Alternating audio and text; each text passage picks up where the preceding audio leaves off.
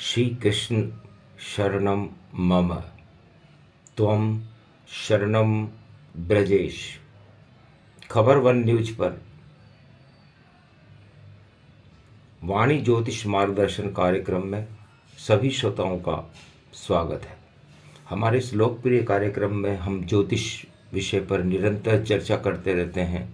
आज बुधवार का दिन है। हम दो ग्रहों की युति पर पिछले प्रसारणों में चर्चा कर रहे हैं। आज चर्चा का विषय है जब सूर्य और गुरु, पिछले प्रसारण में हमने बताया था, आज हम आपको यदि गुरु ग्रह के साथ मंगल ग्रह की युति हो या गुरु ग्रह के साथ शुक्र ग्रह की युति हो तो ऐसे जातकों को कैसे परिणाम मिलते हैं। गुरु संपूर्ण ब्रह्मांड का एक वृहद रूप है और देव शक्तियों को हमेशा ब्रह्मांड में प्रभावमान रखते हैं। तो जब देव गुरु बृहस्पति मंगल के साथ युति बनाते हैं, चाहे वह आमने सामने से बने कुंडली में 1 और 7 की युति बने, 1 5 9 की युति बने, या किसी भी 12 भाव में एक साथ विराजमान हो तो कैसा फल देते हैं। मंगल हमारी शरीर, हमारी देह का कारक ग्रह है और गुरु ब्रह्मांड है, आकाश है। यदि हम हमारी देह को गुरु से जोड़कर ब्रह्मांड की सैर करने लगें तो सारा त्रिलोक, सारा संसार हमारे चरणों में गिर सकता है। हम जो चाहें वो वस्तु प्राप्त कर सकते हैं, क्योंकि मंगल सेनापति है और गुरु जीव है। जब जीव और सेनापति, गुरु और मंगल दोनों विराजमान होते हैं तो ऐसे व्यक्ति संसार में जिस वस्तु को चाहें उस वस्तु को प्राप्त कर सकते हैं। ये विशेष फल होता है गुरु और मंगल का। ऐसे व्यक्तियों का आत्मविश्वास बहुत प्रबल होता है, जो चाहे वो कर सकते हैं। इसलिए शुभता को यदि ऐसा व्यक्ति इस संसार में प्रकट करना चाहे, जिस वस्तु को सोचेगा वो वस्तु उसे प्राप्त होगी। उसे उस लक्ष्य को चरितार्थ करना पड़ेगा। इसलिए गुरु और मंगल की युति एक बहुत ही सुंदर युति होती है। ऐसे व्यक्तियों को योग लगाना चाहिए। आत्मा और परमात्मा का योग ऐसे व्यक्ति लगा सकते हैं और ब्रह्मांड की हर वस्तुओं को दर्शन कर सकते हैं, उन्हें प्राप्त कर सकते हैं और ईश्वर की कृपा का विशेष फल ऐसे व्यक्तियों को मिलता है जिनकी कुंडली में गुरु और मंगल एक साथ विराजमान हों। यदि ये स्त्री की कुंडली है तो समझ लीजिए गुरु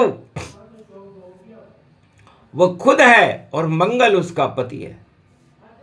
गुरु और मंगल मिलकर के यदि दोनों आध्यात्म के मार्ग पर चलें तो उसका पति बहुत ही आध्यात्मिक होता है। जिस कुंडली में ये योग होते हैं, गुरु और मंगल का मिलना स्त्री की कुंडली में बहुत ही शुभता को प्रदान करने वाला होता है। उसे अपने छोटे भाइयों का सम्मान करना चाहिए।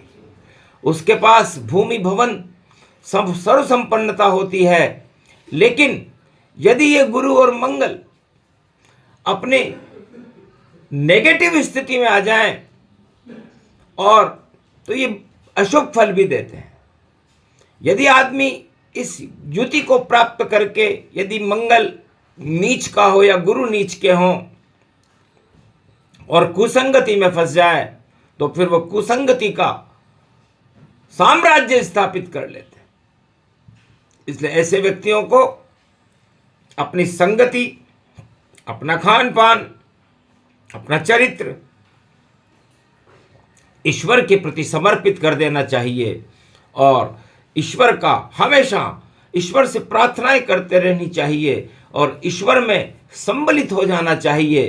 तो संसार का नेतृत्व, देश का नेतृत्व, जिले का नेतृत्व, राज्य का नेतृत्व, परिवार का नेतृत्व किसी भी तरह का नेतृत्व ऐसे व्यक्तियों के हाथ में अवश्य होता है जिनकी कुंडली में गुरु और मंगल एक साथ विराजमान होते हैं, क्योंकि मंगल शिव का ही स्वरूप है और गुरु स्वयंभू शिव हैं। तो जब गुरु और मंगल, एकादशवां रुद्र हनुमान और शिव, यदि दोनों एक शक्ति से मिल जाए तो उसके बाद उस आत्मा के अंदर कितनी शक्ति होगी, कितनी देवगुण उसके अंदर होंगे, इसका कोई विश्लेषण भी नहीं कर सकता। इसलिए गुरु और मंगल की युति यदि जिस जातक की कुंडली में हो तो उसे भगवान और आध्यात्म के मार्ग पर चलकर अपने जीवन को सफल बनाना चाहिए।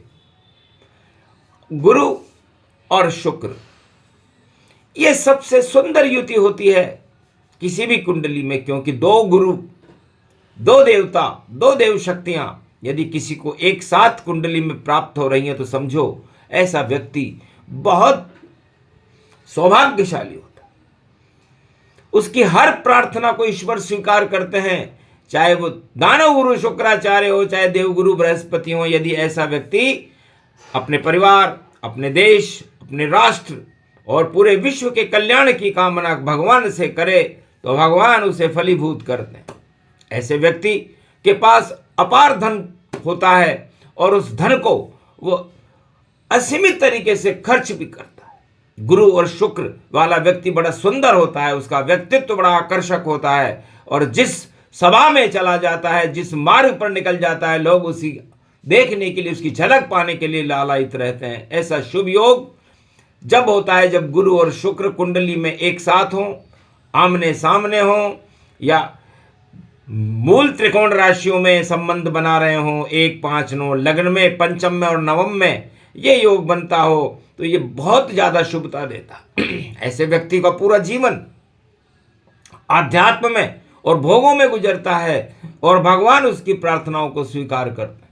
इसलिए जिस व्यक्ति की कुंडली में गुरु और शुक्र इसका योग हो, युति हो, तो संसार में सर्वश्रेष्ठ दिव्य आत्माओं के अंदर ये युति कुंडली में भगवान के यहाँ से बनकर आती है और उसका फलीभूत उस व्यक्ति को, उस जातक को अपने जीवन में करना चाहिए।